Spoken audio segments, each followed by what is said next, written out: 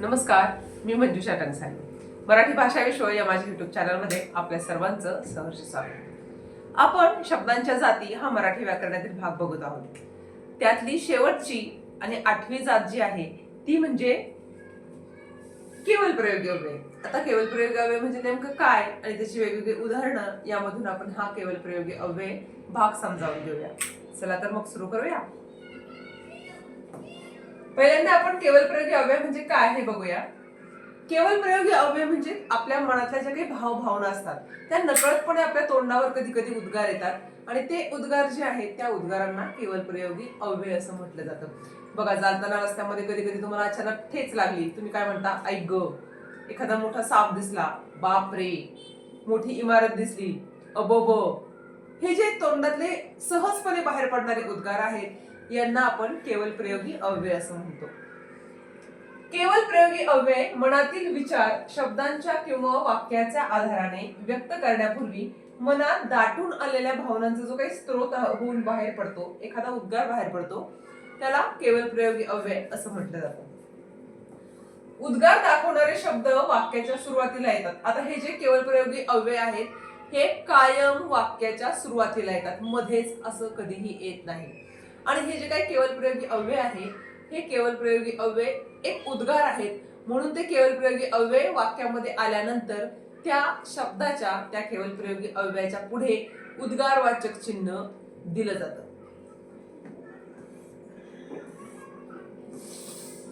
केवल प्रयोगी अव्ययाचे जे काही प्रकार आहेत हे प्रकार आपण बघूया. हे प्रकार कशावरून पडतात? केवल प्रयोगी अव्ययाचं वर्गीकरण जे केलेलं असतं त्याच्या रूपावरून नाही तर त्याच्या भावनेवरून. आपल्या मनात कोणती भावना आहे? दुःख, आनंद, हर्ष, राग, चीड, ह्या सगळ्या आपल्या मनातल्या भावना आहेत आणि त्या भावना ज्या शब्दांवाटे बाहेर पडतात त्यावरून हे प्रकार पाडलेले आहेत. पहिला प्रकार आहे हर्षदर्शक केवल प्रयोगी अव्यय. हर्ष म्हणजे काय? आनंद. आता त्यामध्ये कोणकोणते अव्यय येतात? वाह वाह, वा वा, आहा हा, आहा, ओहो, आहा. वाह वाह, काय मेजवानी आहे. वा वा, काय संगीत आहे. आहा हा, किती सुंदर फुले हे. आहा, किती मोठा मुकुट हा. ओहो, पाणीच पाणी आहे. हे जे सगळे आहेत हे हर्षदर्शक म्हणजे तुमच्या मनातला आनंद हा भाव व्यक्त करण्यासाठी या अव्ययांचा काय केला जातो? उपयोग केला जातो. दुसरा प्रकार आहे शोकदर्शक. हर्षानंतर शोक. शोक म्हणजे काय? दुःख. दुःख व्यक्त करणारा भाव. अरे रे, खूप वाईट झालं. अगं आई, हाय हाय, शिव शिव. अरे अरे, फार नुकसान झाले. आई ग, खूपच दुःख आहे. देवा रे, सर्वांना मदत कर. हाय हाय, काय बातमी सांगितलीस तू. शिव शिव, किती विचित्र प्रकार घडला हा. म्हणजे हे जे काही शब्द आहेत यासारखे अजून बरेच शब्द आहेत, मी फक्त उदाहरणादाखल तुम्हाला दिलेले आहेत. आपल्याला तो अव्यय समजावून घ्यायचा आहे. हर्षदर्शक असेल, शोकदर्शक असेल. हर्ष म्हणजे आनंद, शोक म्हणजे दुःख आणि ते दाखवणारे अव्यय त्यांना आपण हर्षदर्शक अव्यय आणि शोकदर्शक अव्यय असं म्हणतो. पुढचा आहे आश्चर्यदर्शक अव्यय. आश्चर्यदर्शक केवल प्रयोगी अव्यय. आश्चर्य, नवल, अचंबा. आहा, बाबा, अरे, बापरे, वारे, अग, आई, बाई, ओ, अरे चा. नवल आहे ना सगळं. आहा हा, काय गर्व आहे, गारवा आहे. अबो, केवढा उंच प्राणी हा. अरे, इकडे बघ बरं. बापरे, धरण फुटलं. बाई, ऐकावं ते नवलच.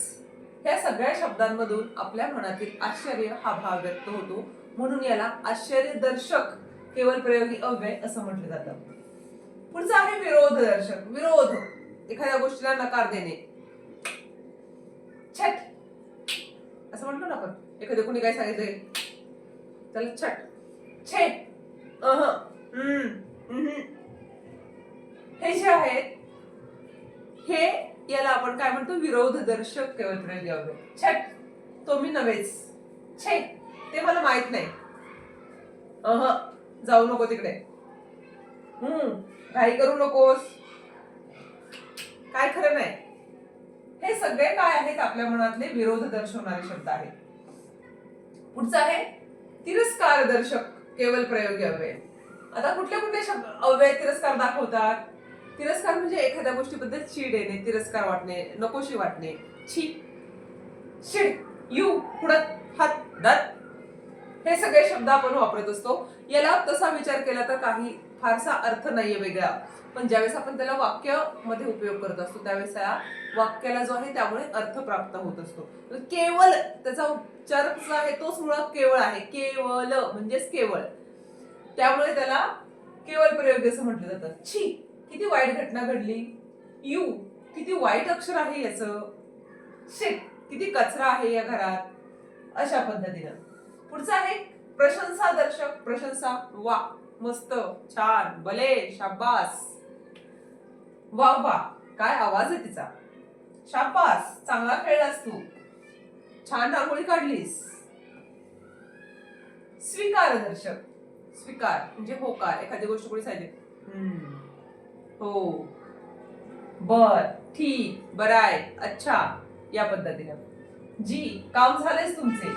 हा, मी आलोच. ठीक, तुझे काम होऊन जाईल. बरं आहे, काम झाले समज.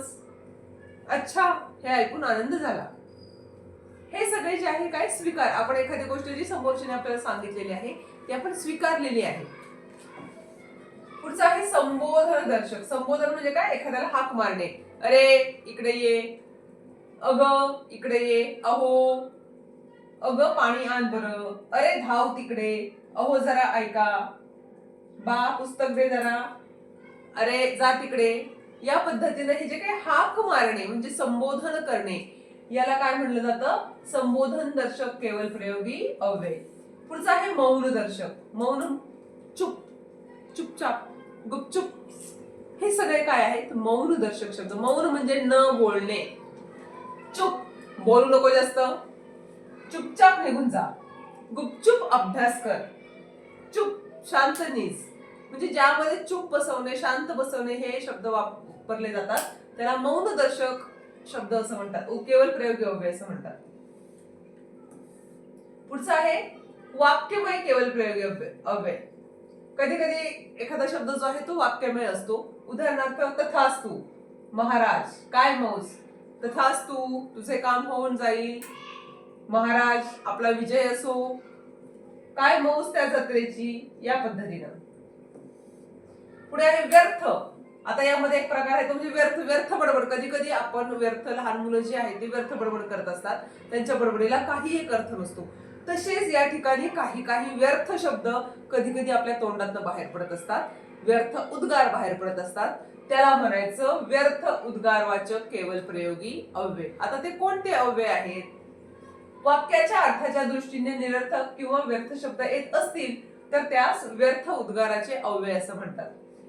म्हणे, बापडा, आपला, बेटे हे शब्द वाक्यात कोणतीही भावना व्यक्त करत नाहीत, म्हणून त्यांना व्यर्थ उद्गाराची अव्यय असं म्हणतात. म्हणजे त्यातनं बापडा, आपला, बेटे या शब्दातनं काहीच मनातली कुठलीच भावना कळत नाही समोरच्या माणसाला, म्हणून त्याला व्यर्थ असं म्हटलं जातं.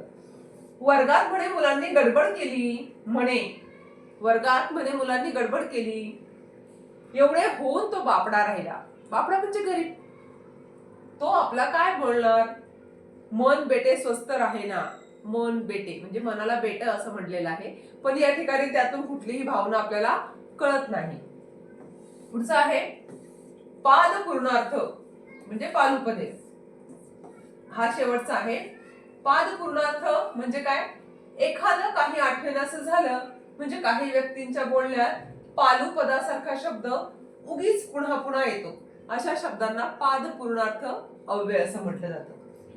कळलं, मेले, जळलं, झेले, आला, बरका, बारीक, आणखी. आता याचं वाक्य आपण काय करू शकतो, ह्या वाक्यांना, ह्या शब्दांना काय म्हणायचं तर पाद पूर्णार्थक पालुपद किंवा अव्यय असं म्हणायचं. जळलं मेले लक्षण ते असे शब्द वापरतात ना काही काही ग्रामीण भागामध्ये वगैरे शब्द, तर अशा शब्दांना काय म्हणतो आपण पाद पूर्णार्थक किंवा पालुपदे अव्यय असं म्हटले जातं. आता हे जे आहे हे फारसं अवघड नाहीये यामध्ये, की मनातून ज्या काही केवळ भावना आपल्या बाहेर पडत असतात त्यांना केवळ प्रयोगी अव्यय असं म्हणतात. हा जो काही शब्दांच्या जातीचा अव्ययाचा भाग आहे हा या ठिकाणी आपला संपलेला आहे. शब्दांच्या जातीमध्ये आपण नाम, सर्वनाम, विशेषण, क्रियापद हे 4 विकारी आणि 4 अविकारी हे अव्यय पाहिलेले आहेत. हा त्यातला शेवटचा अव्यय होता. आता या पुढच्या जो काही भाग आहेत, प्रयोग असतील, अलंकार असतील, संधी असतील, असे वेगवेगळे व्हिडिओ आपण टाकणार आहोत. या सगळ्या व्हिडिओसाठी माझं YouTube चॅनल बघत राहा, लाईक करा, शेअर करा, सबस्क्राईब करा. धन्यवाद.